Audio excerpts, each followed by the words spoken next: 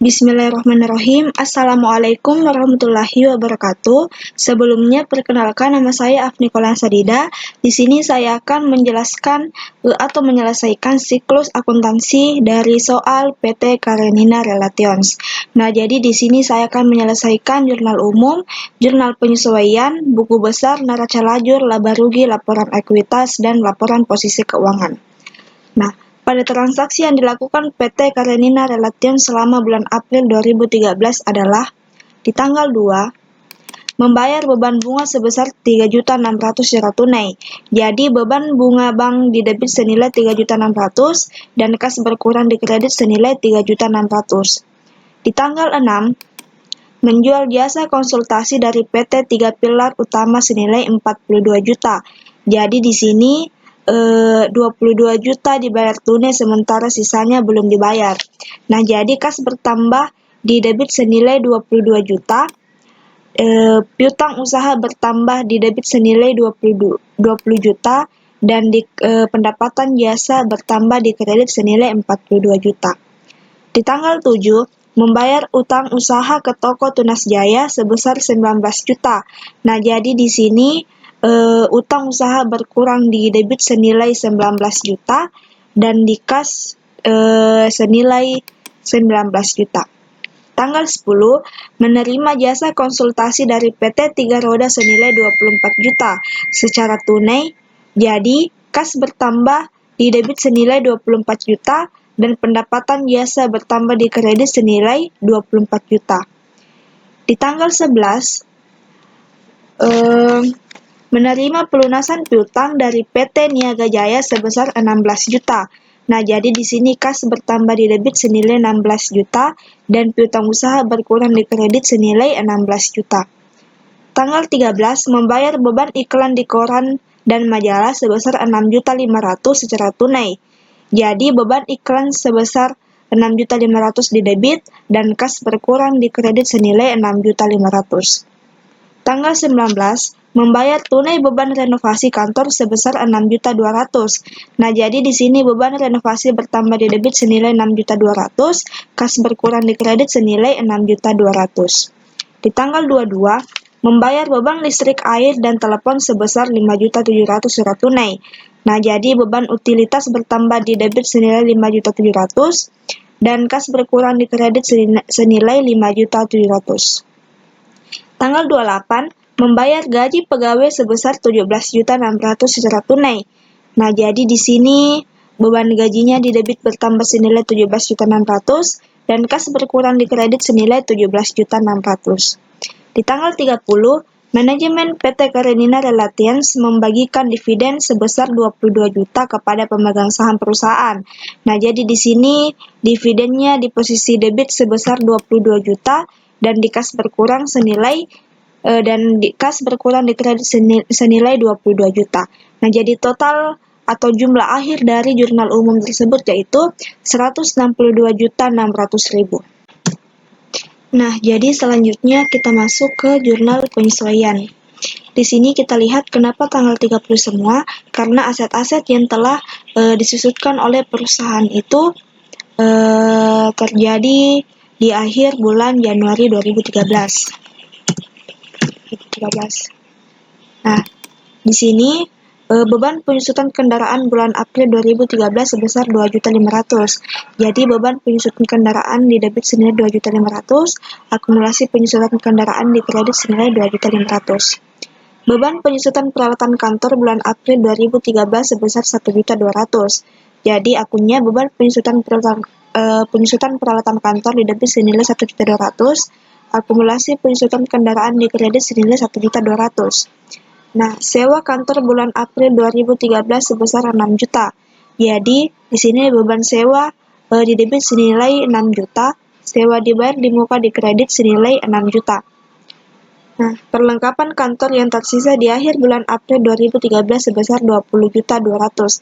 Nah, di sini mengapa 1.200.000, 1.800.000? Karena di laporan posisi keuangan itu sewa di peralatan kantornya itu senilai 22.500.000, sedangkan yang disusutkan itu senilai 20.200.000. Nah, jadi yang tadi 22 juta dikurang 20.200.000 itu hasilnya 1.800.000. Jadi di sini beban perlengkapan kantor didebit senilai 1.800.000, perlengkapan kantor dikredit senilai 1.800.000.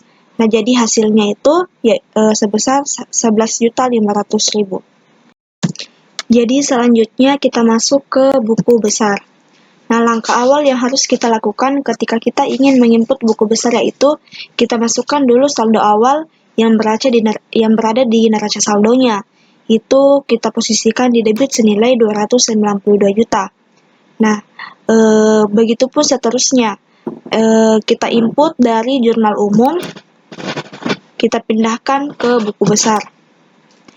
Kita isi sampai semua akun-akun dari jurnal umum itu pindah ke buku besar secara lengkap. Nah, selanjutnya kita masuk ke neraca lajur. Nah, jadi di neraca lajur tersebut itu kita hanya menggunakan sistem memindahkan. Nah, seperti kita lihat di sini neraca saldo, akun-akun yang saya masukkan di neraca saldo itu saya dapatkan dari buku besar.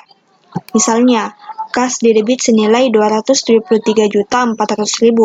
Itu saya dapatkan dari kas saldo debit akhirnya itu senilai 273.400.000. Nah, setelah kita masukkan semua, hasil akhir yang harus kita dapatkan itu harus balance senilai 2.171.000.000. Selanjutnya ada kolom jurnal penyesuaian. Ini jurnal penyesuaian kita dapatkan dari jurnal penyesuaian yang telah kita kerja tadi. Di sini hasilnya 11.500.000. Kita lihat akhirnya juga di sini hasil akhirnya senilai 11.500.000. Selanjutnya ada neraca saldo setelah penyesuaian. Nah, ini neraca saldo yang telah kita sesuaikan dari neraca saldo dan jurnal penyesuaian. Seperti neraca saldo di debit kita pindahkan ke neraca saldo setelah penyesuaian. Piutang usaha kita pindahkan juga, dan ini neraca saldo 22 juta, sedangkan di jurnal penyesuaian itu 1.800.000. Jadi otomatis kita harus menggunakan sistem tambah, yaitu 22 juta ditambah 1.800.000 hasilnya 20.200.000. Begitu seterusnya sampai kita mendapatkan hasil 2.174.700.000. Harus balance. Nah, selanjutnya di sini ada kolom laporan laba rugi dan neraca. Jadi akun-akun yang kita masukkan di laporan laba rugi itu adalah akun pendapatan jasa, dan semua beban-beban itu kita masukkan di laporan laba rugi. Sedangkan di neraca itu kita masukkan akun-akun mulai dari akun kas sampai akun dividen. Akun kas sampai akun laba ditahan. Nah, di sini juga dividen juga kita masukkan ke neraca. Nah, jadi kedua hasil tersebut, hasil dari laporan laba rugi dan neraca itu memiliki selisih, dan selisihnya itu harus sama senilai 14.900.000. Ketika selisihnya sudah kita dapatkan, maka hasil dari debit ini 51.100.000 kita tambahkan dengan 14.900.000. Nah, hasilnya 66 juta. Akhirnya balance antara debit dan kredit dari laporan laba rugi. Begitupun sebaliknya dengan neraca, itu selisihnya kita tambahkan dengan 2.108.700.000. Dan hasil akhirnya 2.123.600.000. Selanjutnya kita masuk ke laporan laba rugi. Nah, seperti kita lihat di sini, pendapatan jasanya itu saya dapatkan dari neraca lajur sebesar 66 juta. Jadi di sini sama halnya dengan tadi neraca lajur. Semua laporan laba rugi yang kita masukkan di sini di di neraca lajur, kita pindahkan ke laba rugi seperti berikut. Nah, pendapatan jasanya itu 66 juta. Semua beban-beban yang di neraca lajur itu kita pindahkan ke sini. Akhirnya mendapatkan nominal atau nilai sebesar 51.100.000. Nah, jadi di sini pendapatan jasa dikurang dengan total laba operasional itu sebesar 14.900.000. Selanjutnya kita pindah ke laporan ekuitas. Jadi di sini laporan perubahan ekuitasnya itu kita masukkan laba di tahun awal sebesar 555 juta. Ini saya dapatkan dari neraca lajur tadi sebesar 555 juta. Dividennya sebesar 22 juta, laba operasionalnya sebesar 14.900. Jika di total 22 juta dikurang 14.900 itu hasilnya 7.100. Nah, jadi otomatis laba ditahan itu sebesar 550 juta dikurangkan dengan 7.100. Akhirnya kita mendapatkan laba di tahun akhir senilai 547.900.000. Selanjutnya kita pindah ke neraca. Jadi di neraca atau laporan posisi keuangan itu kita masukkan semua aset-aset perusahaan seperti kas senilai 273.400.000, piutang saha sebesar 64 juta, perlengkapan kantor 20.200.000, sewa dibayar di muka 59 juta, peralatan kantor 85 juta, kendaraan 1.600.000 juta.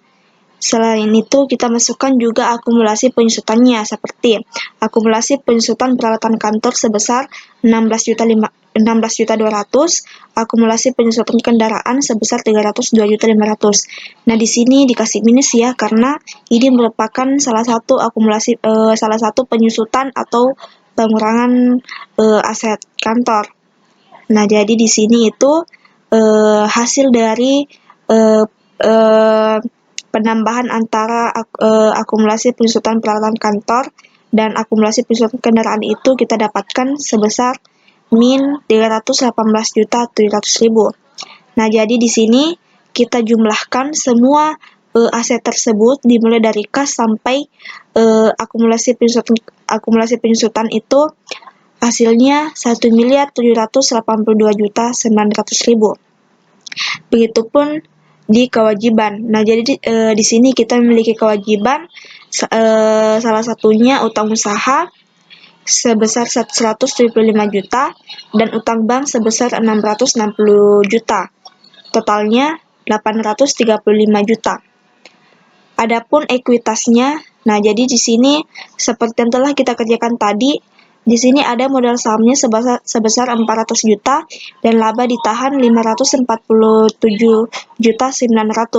Nah, di mana kita dapatkan ini? Kita dapatkan dari sini.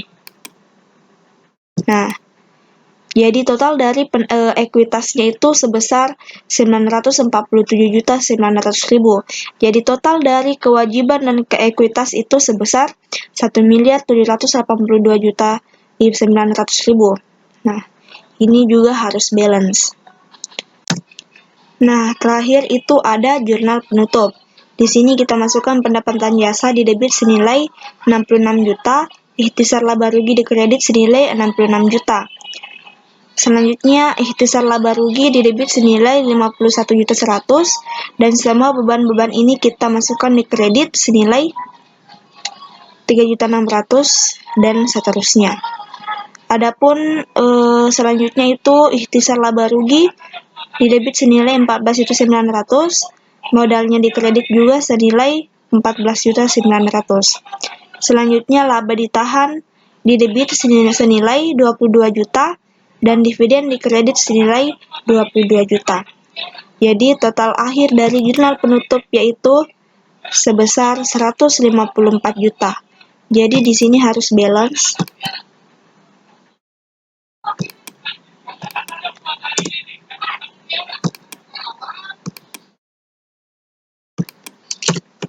Kita totalkan ini semua dulu.